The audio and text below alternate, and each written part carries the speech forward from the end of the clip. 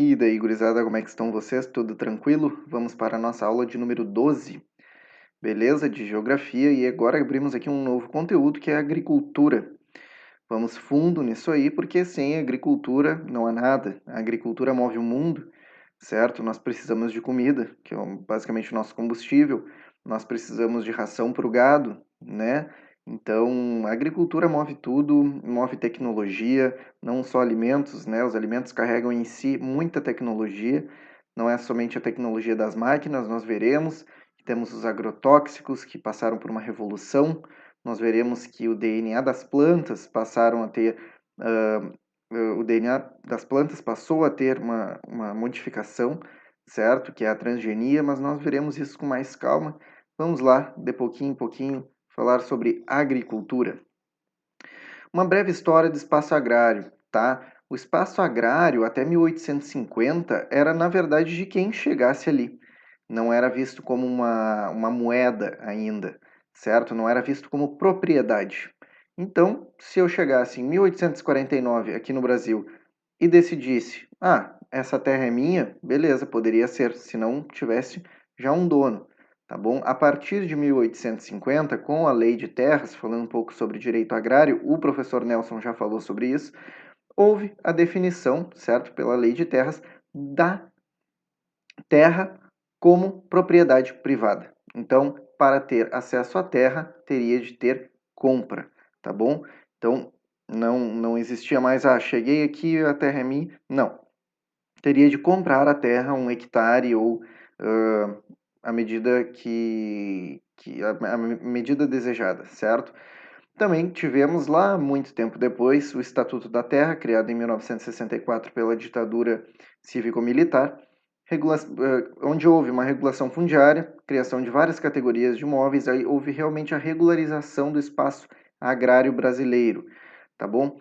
Sim, houve, entre aspas, uma reforma agrária com a utopia de não, teremos terra para todos e tal, não haverá pessoas com muita terra e outras com nada. Sim, houve essa tentativa, mas na verdade não ocorreu. Sempre foi para favorecer os grandes produtores, certo? Porque eles que trazem bastante imposto, certo? Então, realmente, a história sempre, ao que parece, tende a favorecer quem mais gera dinheiro. Então, muito triste. Mas tivemos uma tentativa de reforma agrária com a criação de um instituto também pela ditadura, Instituto Nacional de Colonização e Reforma Agrária, o INCRA. Tá? O INCRA existe até hoje, ele regulamenta toda essa questão fundiária brasileira até hoje, e esse é um órgão que vocês podem usar, por exemplo, na conclusão, certo? Na proposta de intervenção da redação de vocês. É muito bom o INCRA se falar sobre terras indígenas, alguma coisa assim, proteção indígena, o INCRA é sempre muito cabível para essas regulamentações. Apesar de haver outros órgãos responsáveis por isso, o INCRA também pode ser envolvido, tá bom? Então, com o INCRA veio a formatação de um sistema de transporte, o crédito agrícola, certo? Um empréstimo de dinheiro para agricultor feito pelo Banco do Brasil, pesquisa e tecnologia, empresa brasileira de pesquisa, tá? Pesquisa agrária, tá bom? E máquinas, tá? Máquinas começaram a surgir para revolucionar e aumentar a produtividade e a produção, que já veremos logo em seguida a diferença entre produtividade e produção de variadas culturas agrícolas, tá bom? Então, uma breve história, isso aqui bem tranquilo. Temos a estrutura, a terra, ela possui, na verdade, uma função social. A terra, ela tem de estar aí para todos, e todos têm de ter acesso a ela, certo? Para a pessoa não passar fome, basicamente isso. A pessoa tem de ter acesso a um pedaço de terra para que ela consiga produzir alimento suficiente para si e para a sua família. Então, temos a parcela mínima dessa terra que eu falei para vocês, se chama módulo rural, tá bom? Já veremos o que é o módulo rural. Temos os fatores agrícolas, né? O que influencia? Terra, trabalho e capital. Terra, o trabalho que é mão de obra, capital, investimento em dinheiro nessa terra. Temos agricultura familiar, Temos justiça social, garantir o mínimo, que eu acabei de falar para vocês. A função da terra é justiça social. Tem de se garantir o mínimo, né, para a sobrevivência das pessoas. Agricultura familiar, beleza, botei 2 vezes aqui. Policultura, justiça social, garantir o mínimo. Nossa, eu repeti essas duas, agricultura familiar e justiça social, repeti. Desculpa, mas vamos lá. Módulo rural, tá? Como eu falei para vocês, módulo rural é uma parcela mínima de solo de um município que visa a garantir a subsistência e a consequente justiça social, tá bom? Geralmente cultivado pela agricultura familiar. Cada módulo rural de cada município terá uma área diferente. Por quê? Por que terá uma área diferente? Se temos aqui no Rio Grande do Sul um módulo rural com tantos metros, tantos quilômetros quadrados ou tantos metros quadrados, 30 quilômetros quadrados, sei lá, não sei quanto é que é o módulo rural do Rio Grande do Sul ou de Porto Alegre, cada município vai ter, né, um tamanho de módulo rural diferente. Mas o módulo rural aqui do Rio Grande do Sul, a terra tende a ser mais fértil do que, por exemplo, a terra da Caatinga, que é lá no Nordeste brasileiro, lá no semiárido. Então, lá no semiárido, o agricultor tem de ter um módulo rural maior. Por quê? Porque a terra não é tão produtiva. Então, ele tem de ter uma extensão maior para que produza a mesma coisa do que um módulo rural de menor extensão aqui no Rio Grande do Sul. Então, tem essa variação municipal. Tem algumas categorias fundiárias aqui, minifúndio, que seria menor do que um módulo rural, o que está tentando ser extinto, tá bom? Porque não cumpre com a justiça social, né? Cada um deve ter, né, cada família deve ter pelo menos um módulo rural, certo? Deve ser erradicado o minifúndio porque é injusto. Pequeno imóvel rural, de 1 a 4 módulos fiscais. Módulo fiscal é a mesma coisa que módulo rural, só que o módulo fiscal ele entra como uma linguagem mais jurídica. Médio imóvel rural, 5 a 15 módulos fiscais. Eu botei fiscais porque pode aparecer na prova para vocês, então, para vocês não serem pegos de surpresa. Grande imóvel rural, 16 ou mais módulos fiscais. Não se prendam a grande, pequeno, não se prendam a 5, a 15, 16. Não. O que vocês têm que prestar atenção aqui é o minifúndio, que é menor do que um módulo rural, e o latifúndio, que é 600 ou mais módulos fiscais. Então, realmente, aí o latifúndio, teremos latifúndio por exploração e latifúndio por dimensão, tá? E grau de utilização da terra, que é GUT, que é a diferença entre eles. Basicamente, o latifúndio por exploração é um latifúndio não produtivo. Um latifúndio que está ali, aquela terra está para especulação, a terra está ali para ser vendida. E se há somente um dono deste latifúndio por exploração, é ilegal, porque o latifúndio não está produzindo. Ele deveria estar produzindo alimento ou gerando impostos para a União, né, para o governo, e não está. Ele está ali para ser especulado, tá bom? E por dimensão, até tem algumas vias legais que permitem a existência do latifúndio por dimensão, porque ele gera impostos e gera alimentos, tá bom? Então, qual é a diferença entre os dois? GUT, grau de utilização da terra. Se tem pequeno grau de utilização da terra, é latifúndio por exploração. Se tem alto grau de utilização da terra, é latifúndio por dimensão, tá bom? Vamos lá. Temos aqui agricultura, né? Tecnificação do espaço rural. Muito legal. É um novo fator agrícola, é um novo fator. Esse fator modifica, certo? A relação do ser humano com a natureza e com a terra. O que acontece? A primeira fase dessa tecnificação aconteceu a partir de 1960, desculpa, e termina ali, certo? Em 1990, com a Revolução Verde, tá bom? Revolução Verde é diferente de Revolução Genética. Por quê? Revolução Verde, ela traz principalmente os agrotóxicos, que eu botei aqui para vocês, ó.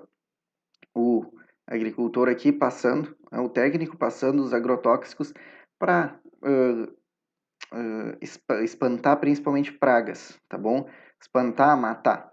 Só que qual é o problema? Esses agrotóxicos são tóxicos, como já está no nome, são tóxicos para nós, né? As pessoas que defendem muitos agrotóxicos não dizem agrotóxicos, dizem defensivos agrícolas, mas eles são compostos muitas vezes por metais pesados como mercúrio.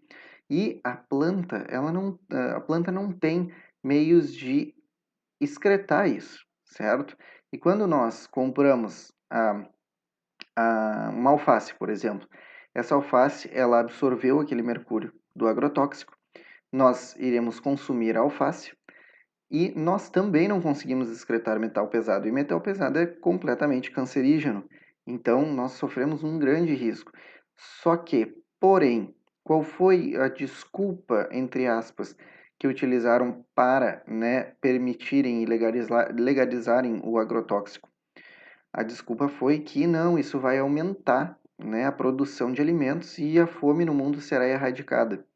Só que não foi bem isso que aconteceu, como vocês podem ver, há muitas pessoas passando fome ainda no Brasil, né, e no mundo. Então, os agrotóxicos aumentaram sim a produção de vegetais, aumentaram. Por quê? As pragas, sei lá, uma nuvem de gafanhotos ou pragas, larvas, tá? Larvas que consomem com a produção, elas não consomem mais, porque os agrotóxicos matam essas larvas, ou sei lá, sapos, ou não sei, larvas tipo lagartas, certo? Então, esses agrotóxicos matam essas lagartas, mas não matam o alface, por exemplo. E a produção aumenta, certo? Só que tem esse grande problema, né? Aumentou a produção, mas a fome não foi erradicada.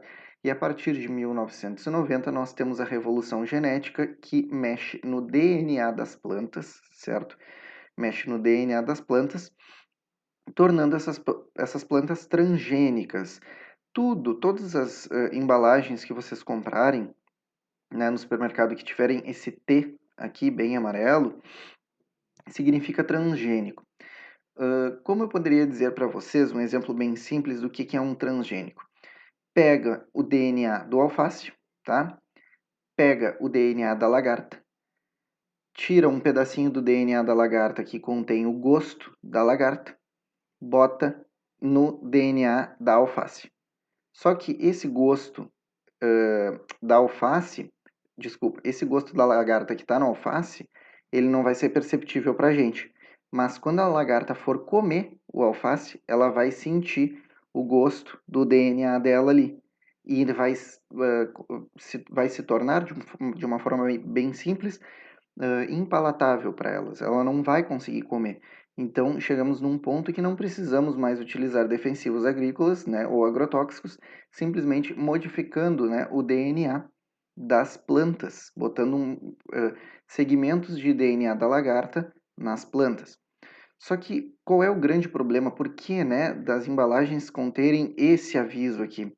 Porque não há estudos suficientes que comprovem, certo? Como é uma coisa muito nova da década de 90, aí vai completar 30 anos agora, é muito recente, não há estudos suficientes que comprovem que não dá câncer, ou que não há nenhuma avaria para o nosso organismo, certo? Então, é preferível não se consumir. Então, não há provas de que faça mal e não há provas de que faça bem, certo? Então temos de tomar um pouco de cuidado. E qual foi a grande promessa, né? Qual foi a grande promessa da revolução genética? Erradicar a fome no mundo, certo? O que não ocorreu, né? Nós já sabemos. Por que eu botei aqui essa imagem, né, dos transgênicos? É um morango. Hoje nós conseguimos, sim, com a tecnologia que nós temos, um morango com gosto de kiwi. É possível cultivar? É. Outro exemplo de transgenia que eu poderia dar para vocês. O alface. O alface precisa, né, de um clima úmido, o alface precisa de bastante água, não dá para cultivar alface no clima semiárido, por exemplo. O que dá para fazer? Dá para cultivar alface transgênico sem água no semiárido, com pouquíssima água. Como?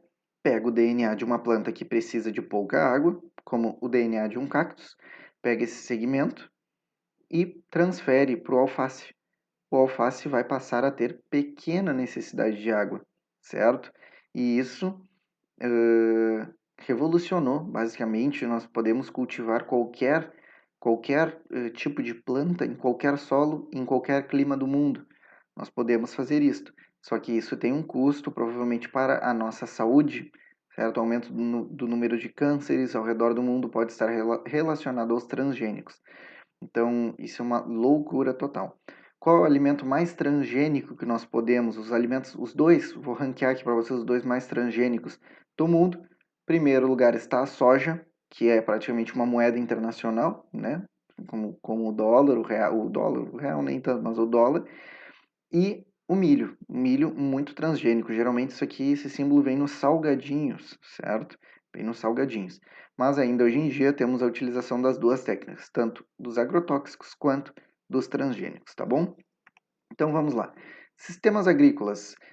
Os sistemas agrícolas podem funcionar de duas formas: por extensividade, sendo extensivo, e por intensividade, que é o intensivo, tá?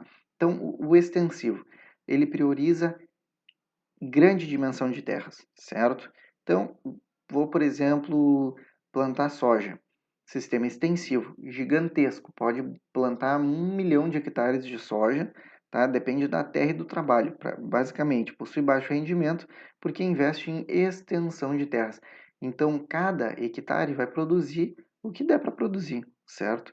Não vai investir em mais tecnologia para aumentar o número de sacas por hectare, diferente do intensivo. O intensivo depende mais do capital, do investimento em tecnologia. Então, o intensivo, por exemplo, o extensivo produz 50 sacas por hectare. O intensivo, como vai investir em tecnologia, vai adubar melhor o solo, vai comprar sementes transgênicas, vai se utilizar de agrotóxicos, o intensivo vai produzir 200 sacas por hectare, em vez de 50, certo? Então, temos o extensivo e o intensivo. E aqui nós temos, né, a diferença entre produção e produtividade. A produção é a área, é basicamente um crescimento horizontal. Produção é o total produzido, certo? E a produtividade, que significa dizer grande produtividade? É muito rendimento por área, muitas sacas por área, certo? Então podemos dizer que a produtividade do intensivo é maior que a produtividade do sistema extensivo, tá bom? Aí seria um crescimento vertical, só um novo vocabulário aqui para vocês. Agora temos outra categoria de sistemas agrícolas, certo? Que é basicamente tipos, né, de produção. Então temos o sistema de subsistência, que basicamente tem uma agricultura familiar, tá bom? E é basicamente subsistência, já diz no próprio nome, é para garantir a sobrevivência do agricultor e da sua família. Eles trabalham para eles mesmos. Eles trabalham somente para terem o que comer, tá? Então, pequena área de plantio destinada a uma justiça social para eles terem o que comer em regiões geralmente subdesenvolvidas e tem culturas variadas. É claro, o agricultor que vai plantar para comer, ele tem que plantar tudo que ele come. Então, ele vai ter que plantar, por exemplo, o arroz, vai ter que plantar o feijão, vai ter que plantar milho, aipim, batata. Então, ele vai se utilizar de uma policultura, várias, tá bom? E técnicas de manejo de solo completamente rudimentares. Aqui vocês estão vendo o tiozinho com uma enxada, vocês não estão vendo o tio com um trator, com uma colheitadeira. Então, ele vai usar uma enxada ou coisas mais simples, tá bom? Vou detalhar isso depois no quadrinho. Aqui a gente vai dar uma passada rapidinho. Aqui, sistema de plantation. O sistema de plantation, ele vai se iniciar nas colônias tropicais. Vou dar o exemplo do Brasil, que temos o ciclo da cana, tá bom? Onde houve sim um sistema de plantation que se utiliza de uma gigantesca extensão de uma monocultura. Então, muitas áreas, plantation significa uma área gigantesca plantada de uma mesma coisa. Então, uma área gigantesca plantada de soja, plantation. Uma área gigantesca plantada de café, plantation. Uma área gigantesca plantada de cana-de-açúcar, plantation, tá bom? Então, abrange grandes áreas e o objetivo é geralmente a exportação, certo? A cana-de-açúcar, geralmente, era produzida para produzir açúcar e cachaça, rum. O café, mercado internacional, além de abastecer bastante mercado interno, mas geralmente mercado internacional. O que eu poderia falar mais? Aí a banana, a soja, bom, nem preciso dizer, né? Então, vamos lá. A soja, nosso maior parceiro comercial para a soja é a China, lembrem disso, tá bom? Temos o sistema de jardinagem, né? Parece jardinzinho. Não, sistema de jardinagem geralmente no Sudeste Asiático, tá bom? Onde tem clima monsônico, que mais para frente eu vou detalhar para vocês. Clima monsônico é basicamente assim, ó, 3 meses constantes de chuva constante, tá? 3 meses de chuva constante. Clima monsônico, tá? No Sudeste Asiático. Então eles fazem essa técnica aqui, isso aqui eram montanhas, e o que que eles fazem aqui? Eles fazem essa técnica de fazer degraus, tá? E esses degraus, o nome desse processo é terraceamento. Por que que eles fazem isso? Para que essas áreas fiquem alagadas. E a jardinagem, ela é basicamente destinada à produção de arroz. E o arroz precisa de solo alagado. Nós veremos na próxima, daqui um pouquinho. Então, basicamente, o arroz. E aqui parece, né, pô, falando assim, é uma agricultura familiar, mas com técnicas avançadas. Por que avançada? Terraceamento é uma técnica avançadíssima. É uma técnica super difícil de fazer, é uma técnica de manejo de solo muito elaborada, então por isso é considerado avançada, né? Os japinhos aqui, os chinesinhos, trabalhando aqui no Sudeste Asiático. Então, sistema de cinturão verde. O que é um cinturão verde, basicamente?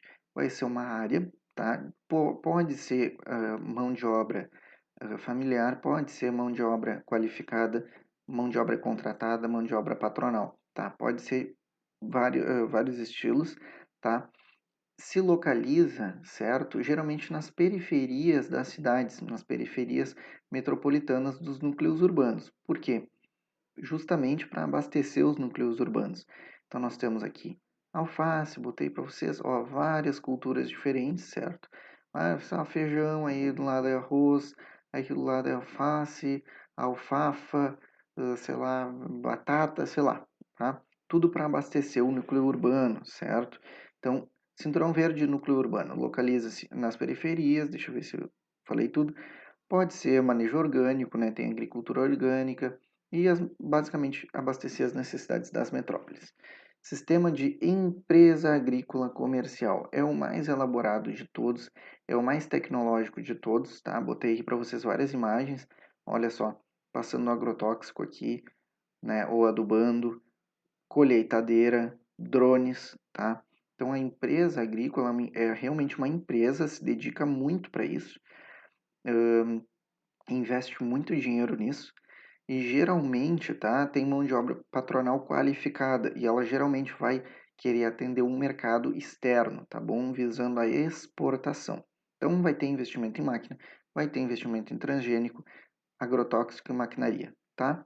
Então vamos lá. Fiz aqui uma tabelinha que eu vou ter que abrir aqui. Fiz a tabelinha para vocês. Vou comentar essa tabelinha aqui com vocês.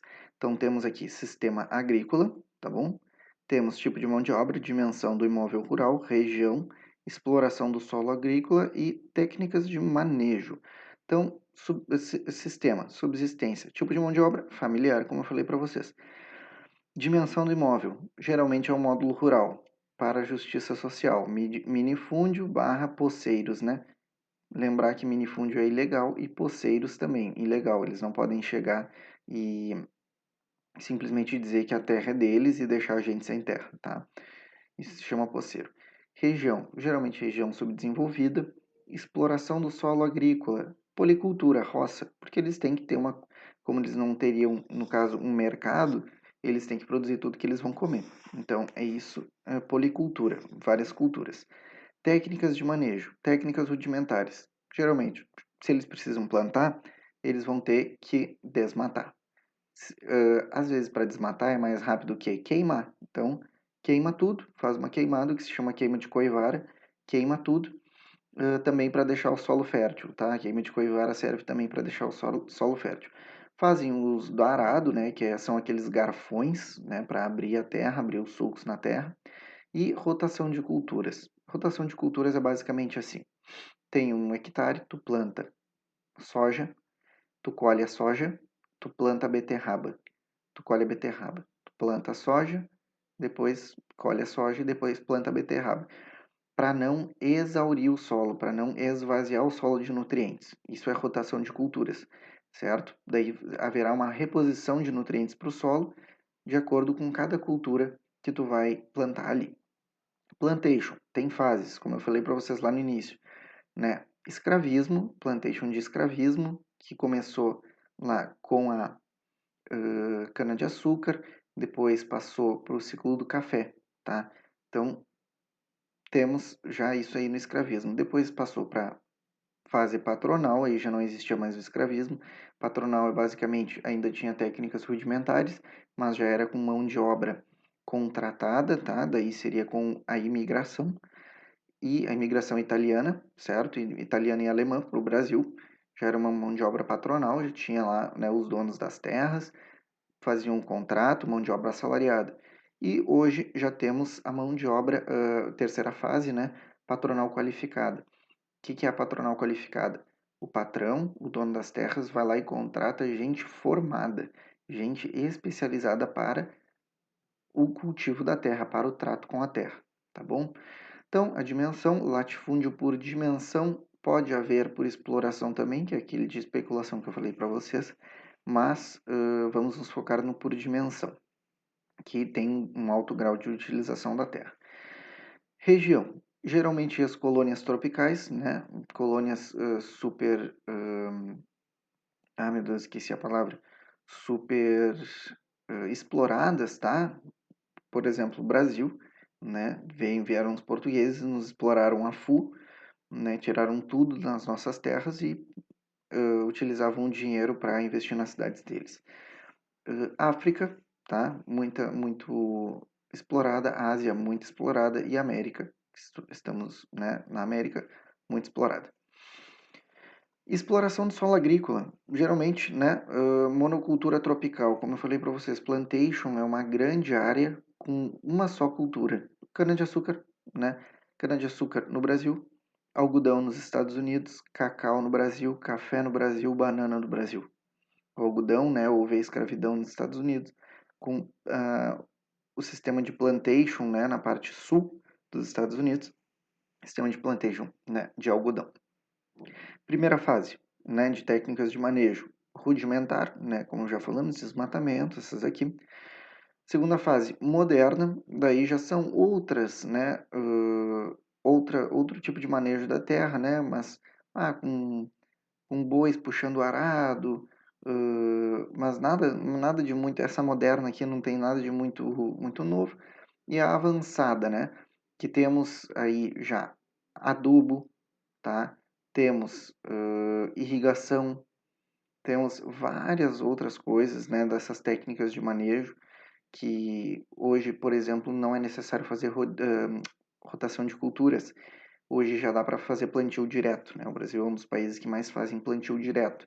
Não precisa esperar o solo se recuperar. A gente recupera o solo com tecnologia. Nós temos um manejo com o solo com tecnologia. O solo está muito ácido? Faz, né, a calagem do solo, como falamos na última aula. Faz a calagem. Bota cal no solo, ele fica básico e dá para plantar.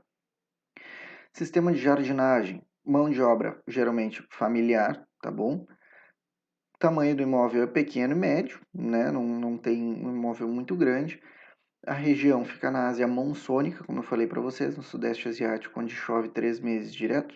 São 3 meses direto mesmo, não é exagero, é 3 meses chovendo direto. As culturas, né? Exploração do solo, monocultura do arroz, como eu falei para vocês. Aqui, por que que não é plantation, se tem uma monocultura do arroz? Por quê? O imóvel é pequeno ou médio. O plantation é um imóvel gigantesco, tá bom? É latifúndio. Então, é uma monocultura do arroz que se chama orizicultura, né? Vou fazer uma orizicultura é, né, a cultura do arroz, ou uma rizicultura, também chamada. Técnicas avançadas, né? Terraceamento, tem os socalcos e não tem máquinas. O que é o socalco? O socalco, deixa eu voltar aqui para vocês. Não é muito importante saber disso, mas os socalcos são essas madeirinhas aqui que servem para segurar a água represada, tá bom? Servem para segurar a água represada. Se chama socalco. E não tem máquinas, né? Como é que vão utilizar máquinas naqueles degraus? Não tem como. Temos o cinturão verde, né? Mão de obra familiar e patronal. Pequeno imóvel, geralmente pequeno, porque ele tem que estar na periferia das cidades, não tem como ter uma área muito grande. Periferia do núcleo urbano, o que se chama de ruro urbano. Ele é rural, mas ao mesmo tempo, como ele fica na periferia, ele também é urbano. Serve para abastecer as metrópoles, tá bom? Ruro urbano, tem uma categoria, classificação de ruro urbano. E temos uma policultura, tá? Porque a policultura tem que abastecer a cidade, né? Com basicamente tudo que a gente come: cebola, tomate, alface, pimentão, cenoura, morango, tudo tá ali, né? Policultura. E também temos ali inserido a bacia leiteira, mas isso entra, né? Não necessariamente na agricultura, mas depende dela. Mas eu botei aqui para vocês, né? Porque o nosso leite também vem de lá. E as técnicas de manejo, né? Agricultura convencional e também temos uma agricultura orgânica. Do tipo, agricultura convencional é agrotóxico, hidroponia, agrotóxico eu já falei, hidroponia é basicamente o cultivo de uma alface hidropônica, por exemplo, ela não é cultivada no solo, ela é cultivada numa água com sais. E aí a planta se nutre dessa água com sais, nutrientes, e basicamente isso, sais, nutrientes e vitaminas. E a agricultura orgânica, que utiliza o que? Biofertilizantes, certo? O que seria um biofertilizante? Estrume de vaca, casca de banana, casca de vegetais, até mesmo alguns tipos de lixo orgânico e consórcio de culturas. O que seria um consórcio de culturas? Dá para botar do lado de um brócolis, por exemplo, uma plantação de brócolis, do lado de uma plantação de brócolis, botar algo que tu não vai vender comercialmente. O que seria isso? Assim, botar uma árvore de eucalipto do lado da plantação de brócolis. Para quê? A árvore de eucalipto, né? Não sei se isso existe, não sei se isso é certo falar, mas eu vou dar um exemplo só. A árvore de eucalipto vai proteger o brócolis de uma praga, porque o cheiro do eucalipto, né, desagrada aquela praga e dessa forma não se precisa, né, não é necessário utilizar agrotóxico, porque o eucalipto já faz isso. Por que nem todos fazem isso? Porque tu perde a área de plantio, certo? Uma área em que tu poderia estar plantando mais brócolis, tu está plantando eucalipto para proteger o brócolis, só para não utilizar agrotóxico. Então, nem todos os agricultores são adeptos dessa técnica, por isso que produtos orgânicos geralmente são mais caros, certo? E temos a empresa agrícola, que tem uma mão de obra patronal qualificada, é realmente uma empresa privada, bem, né, profissional. Temos aqui vários tamanhos de imóveis, né? Temos multidimensional, pode ser uma empresa agrícola pequena, uma empresa agrícola média, gigante, né? Mundial, tá? Geralmente, se a empresa agrícola se localiza em regiões desenvolvidas, tá bom? Em núcleos urbanos, em regiões basicamente bem desenvolvidas. E monocultura, né? Geralmente se destina à produção de soja, milho e trigo, né? Esse trio. Por quê? A soja, milho e o trigo, elas fazem parte da segurança alimentar, tá? A soja, o milho e o trigo compõem basicamente a alimentação global. Então, são carboidratos de alto valor biológico, tá? E geralmente baixo custo. Então, soja, milho e trigo tem muito investimento em tecnologia, por isso que eu falo sempre para vocês, a empresa agrícola, tecnologia, patronal qualificada, isso aqui foram para a universidade, estudaram, né, agricultura a fundo, tá? Agronomia, muito, para fazer soja, milho e trigo. E técnicas de manejo de solo avançadas, sistema de plantio direto, como eu falei para vocês, plantio direto, não precisa mais fazer rotação de culturas. Plantio é direto, faz o plantio, né? Planta, colhe, planta, colhe, sem dar férias para a terra. E sistemas de precisão, né? O que são sistemas de precisão? Eu mostrei aqui para vocês os drones. Os drones vão verificar toda a área plantada. Também dá para fazer isso por satélite. Sistema de precisão, que mais? Posso colocar colheitadeiras que contam quantas toneladas, contam quantos grãos, sistema de precisão, quanto de radiação solar está atingindo a área plantada. Então tem diversos fatores que podem envolver essa precisão que eu coloquei aqui para vocês. Mas eu acho que era isso da minha tabelinha. E vamos para algumas regiões bem importantes, tá bom? Regiões agrárias bem importantes. Então temos aqui zonas de conflito agrário, por vários motivos. Pode ser uma zona de conflito com áreas indígenas, pode ser uma zona de conflito com aqui, por exemplo, meu Deus do céu, eu estou viajando hoje, pode ser uma zona de conflito com fronteira. Então, há várias coisas, né? Reservas indígenas, áreas legais de reserva legal, por exemplo, áreas ambientais que não podem ser invadidas e são invadidas, né? Os agricultores não querem nem saber, eles invadem e destroem a natureza, aquilo que está reservado para o futuro, para não ser destruído, para não, no caso, desequilibrar toda a ecologia do planeta, mas eles vão lá e fazem sempre o conflitinho. Então, temos algumas zonas bem interessantes, certo? Temos aqui o Bico do Papagaio, tá bom? Bem aqui, ó, como vocês podem ver, isso aqui também é uma fronteira agrícola. Onde é que está o Bico do Papagaio? Perto da fronteira agrícola. Então, uma fronteira agrícola é a área de expansão agrícola, tá bom? E quando se fala em fronteira agrícola, área de expansão agrícola é a agricultura avançando, certo? Bico do Papagaio. Paragrosso, número 2. Paragrosso fica entre o Pará e o Mato Grosso, certo? Paragrosso. Também perto da zona de fronteira agrícola.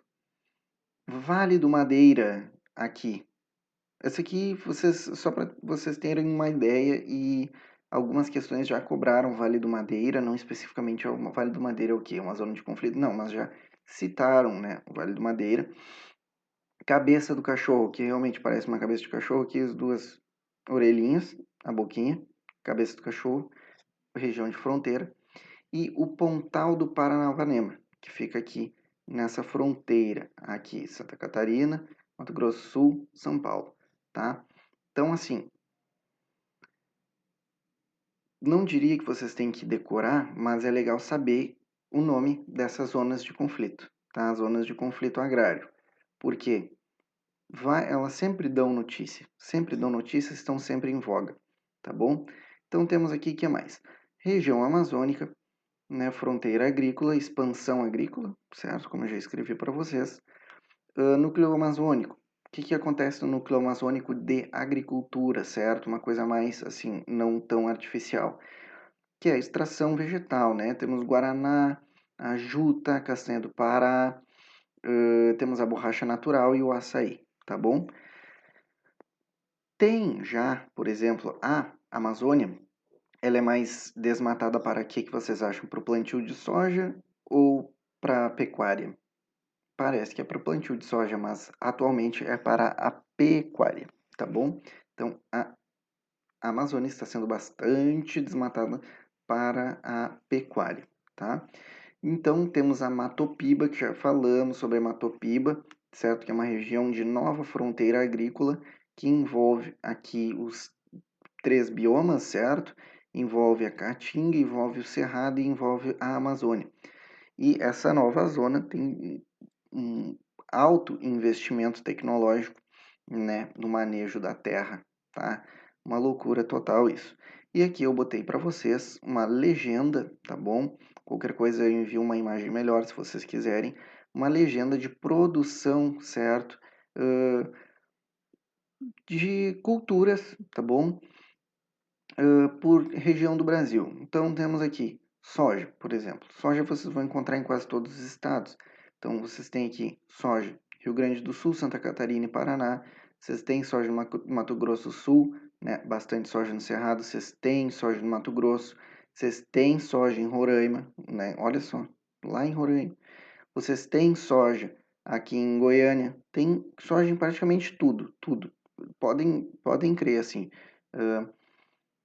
soja pode ser plantado em qualquer lugar, porque é o grão mais transgênico do mundo. Então, esse grão pode ser modificado para crescer em qualquer circunstância. Tem soja no semiárido? Tem. Pode ter certeza que tem, como nós teremos aqui na Matopiba, né? A soja tem um investimento muito grande.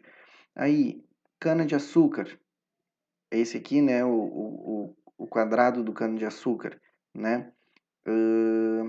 Vamos ver alguma coisa que eu poderia ressaltar legal aqui para vocês. Café. Café, café, café, café. Café tem em muitos lugares.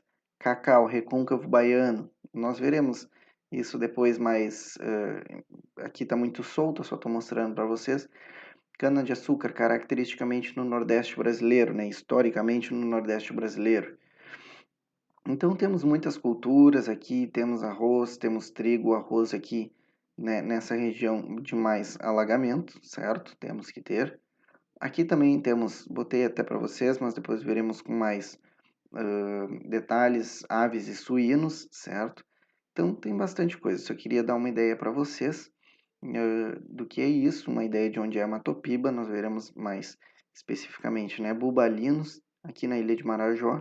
Nós veremos isso mais especificamente agora. Temos a primeira cultura aí que eu botei para vocês, que é o trigo. Como é que se chama a cultura do trigo? Triticultura.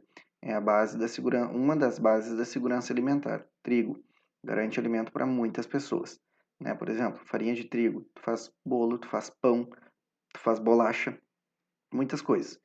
Então, produção mundial, maior produtor de trigo, China, né? E segundo, Índia. Produção nacional no Brasil, primeiro produtor, né, grande produtor Paraná e depois o Rio Grande do Sul. O trigo, ele é caracteristicamente, isso vocês têm que saber, uma cultura de inverno, tá bom? Então, se cria, né, se faz em clima temperado. Cana-de-açúcar, utilizada para a produção de açúcar, biocombustíveis, né, como o etanol. É uma cultura tropical. Vocês já devem ter passado pelo ciclo da cana-de-açúcar, né, em história do Brasil, e nós temos bastante cana no Nordeste brasileiro, por isso que é a faixa intertropical. Então, primeiro maior produtor do mundo, né, de cana-de-açúcar, o Brasil, né, podemos nos orgulhar disso. E quais são as regiões que mais produzem? Por incrível que pareça, né, por muito tempo foi o Nordeste, a região que mais produzia. Mas agora, porque temos a tecnologia e temos uma empresa agrícola que investe em muita tecnologia, o Sudeste está sendo o maior produtor. Então temos ali São Paulo e Minas Gerais como os maiores produtores de cana-de-açúcar. E em segundo lugar, temos o Nordeste por sistema de plantation, tá bom? Então grandes áreas de monocultura, tendo ali como representante principal Pernambuco, tá bom? Aí botei aqui o uso da cana-de-açúcar, várias coisas, né? Temos a produção de ecoplásticos, certo? Pela cana-de-açúcar temos a produção de energia, né? Produzimos o álcool, e o álcool é combustível. Temos a produção de alimentos, como o açúcar e cachaça, essas coisas. E biocombustíveis, como o etanol também. Soja. Eu botei aqui, vocês precisam saber que a soja é um commodity. Mas o que é um commodity? Assim como o suco de laranja. O que é um commodity? Commodity, ou em português, né? Commodity, que é em inglês, ou commodity, corresponde a produtos de qualidade e características uniformes, tá? Características uniformes, que não são diferenciados de acordo com quem os produziu ou de sua origem, sendo seu preço uniformemente determinado pela oferta e procura internacional. Então, basicamente, um commodity é uma moeda internacional. Por exemplo, eu produzo uma saca de soja, tá? Produzi 5.000 sacas de soja. A minha saca de soja vai ter o mesmo preço que a saca de soja dos Estados Unidos, por exemplo. Por quê? Porque o dólar aqui, certo? Tem que ter o mesmo preço que o dólar nos Estados Unidos ou no Japão. Então, a soja também vai ter que ter o mesmo preço em qualquer lugar do mundo, porque ela é comercializada em gigantescas quantidades. É isso que caracteriza o commodity. Commodity é uma moeda internacional em forma de alimento, como a soja ou o suco de laranja, tá bom? Tem vários outros commodities, mas esses são os principais. O principal, sem dúvidas, é a soja. É um grande insumo industrial, a soja. Para vocês terem uma ideia, quem mais compra soja da gente é a China. E a China, comprando a soja da gente, produz ração para gado e para porcos. Então, bem interessante. É um insumo industrial para muita coisa. Eu duvido que vocês achem, por exemplo, bolachinhas recheadas, bolos industrializados, até mesmo achocolatados que não tenham, tá, resquícios de soja, porque sempre tem lá traços de soja. A soja é utilizada para muita coisa, certo?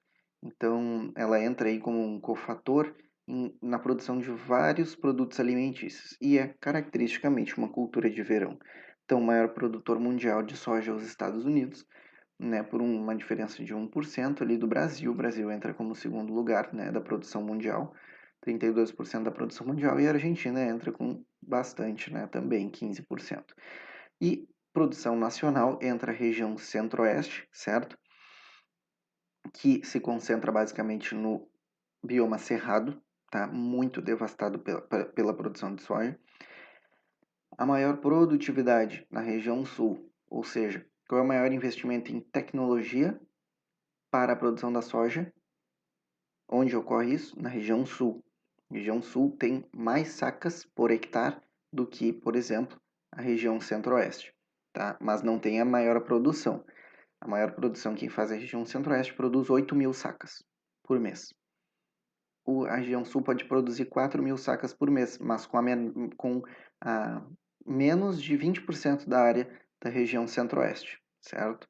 Então produz muito mais em menos terra. E o bioma que mais produz é o cerrado, e por consequência, que mais se ferra, né? O cerrado se ferra muito. Botei aqui para vocês, vou ressaltar a Matopiba bastante aqui para vocês, porque a Matopiba é uma nova fronteira agrícola que está dando o que falar, tá bom? Ela reúne aí vários biomas, ela reúne vários ecossistemas e tá bem assim evidente no cenário internacional e nacional. A Matopiba é uma região agrícola, tá bom? De expansão agrícola, certo? Ó, essa envolve esses estados aqui, certo? É uma nova fronteira agrícola, tem culturas principais. A principal sempre é a soja. Soja dá muito dinheiro. Arroz, algodão, milho e pecuária bovina. Climatologia tropical continental, porque que não é, né, tropical oceânica, porque ela está mais para perto do continente, tá bom?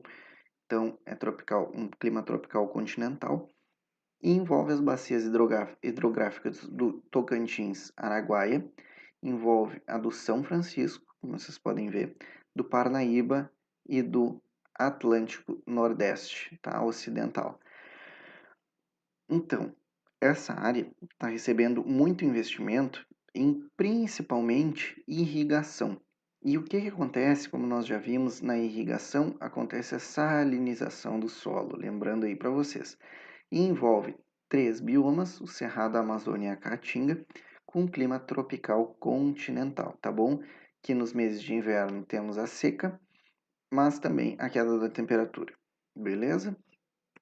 Então, vamos lá. Arroz, pô, né? Arroz mais presente no nosso cotidiano impossível, né? Do brasileiro, arroz e feijão. Orizicultura ou rizicultura, tá bom? Também faz parte da base de segurança alimentar. O arroz alimenta, imagina, tô na Ásia, que envolve ali a China, é muita gente, então basicamente alimenta o mundo inteiro o arroz, né? Um alimento mundialmente aceito, certo? Sudeste Asiático, produção mundial, é o Sudeste Asiático. Eles produzem muito arroz por essa técnica. E como eu falei para vocês, o solo do arroz ele tende a estar encharcado. Então, de tão encharcado, eles fazem piscicultura, que é o plantio de peixes, também no meio das plantações de arroz. Interessante, né? Ásia monsônica, como eu falei, e jardinagem, pela técnica de jardinagem com terraceamento. Tá bom? Produção nacional. Em primeiro lugar, a região sul, o Rio Grande do Sul é o maior produtor de arroz do Brasil. E depois vem a região centro-oeste com Mato Grosso. beleza? Vamos lá. Uva, né? Viticultura. Viticultura é a produção da uva. Uva e vinho, produção de uva e vinho, vinicultura. Uva, vinho, vinicultura. Produção, não botei a produção mundial para vocês aqui, não importa muito, mas botei a produção nacional, que é o Vale dos Vinhedos, aqui perto da nossa Serra Gaúcha, que tem o bioma de Mata Atlântica, e a região da fronteira sul do Pampa, que tem ali, essas duas regiões têm temperaturas ideais e tem o tempo de insolação do sol, né? Tempo de sol muito ideal. Temperatura e tempo de sol muito ideal, né? O que depende dos paralelos. E o segundo é o Vale do São Francisco, sim, uma loucura, né?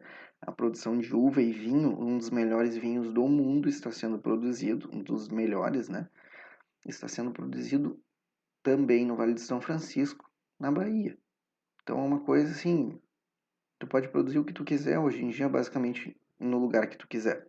É muito legal. Bioma Caatinga com viticultura irrigada.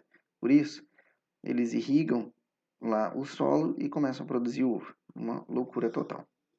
Laranja, né? Suco de laranja, como eu falei para vocês, commodity agrícola, tá? Temos o primeiro produtor mundial de suco de laranja, vocês devem ter visto já em filmes, né? Os Estados Unidos, né? Que eles até contratam, né? Na época no caso de colheita de laranja, eles têm muitos contratos de pessoas para colher as laranjas. Então, gostam muito de suco de laranja, né? E compram, além de produzirem muito, os Estados Unidos compram muito suco de laranja do Brasil, né? Então, temos muita produção de suco de laranja, é um commodity internacional, né? Então, o suco de laranja vai ter um preço padrão, né, ao redor do mundo. E na produção nacional nós temos ali o São Paulo, né? Temos o estado de São Paulo com mais de 60% da produção nacional de todo o suco de laranja, tá bom? Era isso que eu tinha para falar para vocês, tentei fazer uma aula mais curta possível, tá bom? Espero que vocês tenham aproveitado, que eu não tenha me enrolado muito nessa aula, que é um pouco mais difícil de ser explicada, certo? Mas sempre é um prazer, né, fazer as aulas para vocês. Qualquer dúvida, escrevam aí embaixo no YouTube, mandem lá no grupo ou no privado. Qualquer dúvida, estou à disposição. Tá bom, minha gente? Um abraço para vocês e bons estudos.